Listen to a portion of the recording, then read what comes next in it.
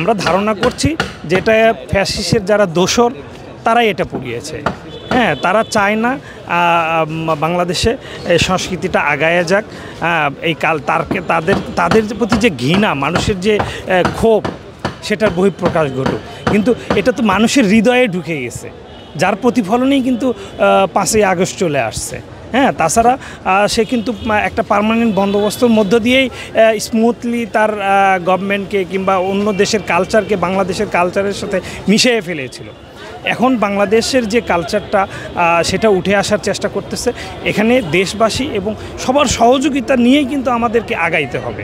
একটা নতুন বাংলাদেশ গড়ে উঠুক, যেখানে শুধু বাংলাদেশের কালচার সারা বিশ্ব জানবে। ফ্যাসিস্ট তো নেতানিয়াহু, ট্রাম্পও একজন ফ্যাসিস্ট, তাই না? এটা শিল্প একটি ভাষা, এটার মধ্য দিয়ে সমসাময়িক বিষয়গুলো আমরা বুঝাই। যে কোনো শিল্প হোক, আপনি শিল্পী, আপনি নির্মাণ করেছেন, কিন্তু এইটা আমার অপছন্দ হইতে পারে, কিন্তু আমি তো অসভ্যের মতো এটা পুড়িয়ে ফেলতে পারি না। আমি আমার কোনো মত থাকলে আমি আর একটা শিল্পকর্ম বানিয়ে আমার গঠনমূলক জায়গা থেকে আমি আমার মত প্রকাশ করব। এটাই হচ্ছে আমাদের সভ্যতা।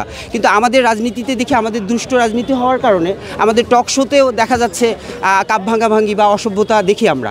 এই 17-18 বছর যে একটা মানে ফ্যাসিজম বাংলাদেশের উপরে চাপিয়েছিল বা বসেছিল, সেটা থেকে মুক্তি পাইছে মানুষ। হ্যাঁ, এবং সেটা মানুষের হৃদয়ে গেঁথে গেছে। এটাকে এখন উপড়িয়ে ফেলা যাবে না বা পুড়িয়ে একে নিঃশেষ করা যাবে না। হ্যাঁ হ্যাঁ, ফ্যাসিজম তো এইরকমই, যে ধরেন হয়তো সময়ের সাথে সাথে ব্যক্তি চেঞ্জ হচ্ছে, কিন্তু তারা ওই আদর্শ, ওই নীতিকে ধারণ করতেছে, কিন্তু মানুষ কোনোভাবেই কিন্তু তাকে গ্রহণ করতেছে না। এই যে স্বাধীনতাকে দমায়ে রাখা, মানুষকে ভয় ভীতি দিয়ে যে আবদ্ধ করে রাখা, সেটা কিন্তু মানুষ কখনোই চায় না।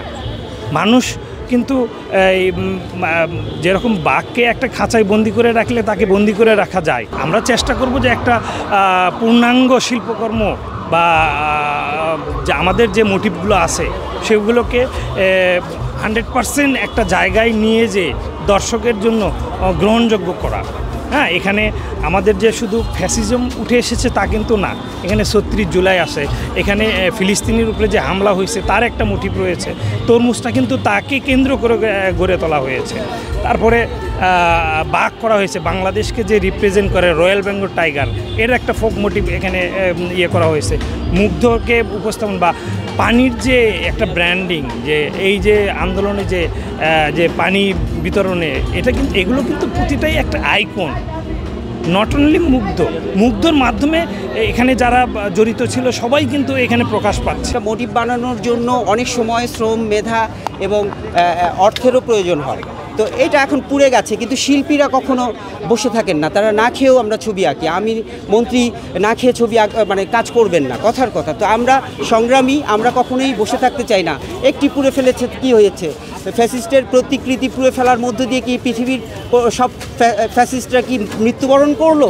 খুবই দুঃখজনক একটা বিষয় যে আমাদের এটা গতকালকে এই ঘটনাটা ঘটিয়েছে। যারা এইসব ষড়যন্ত্র করতেছে ওদেরও বিচার হওয়া উচিত। And everyone deserves to have their own freedom.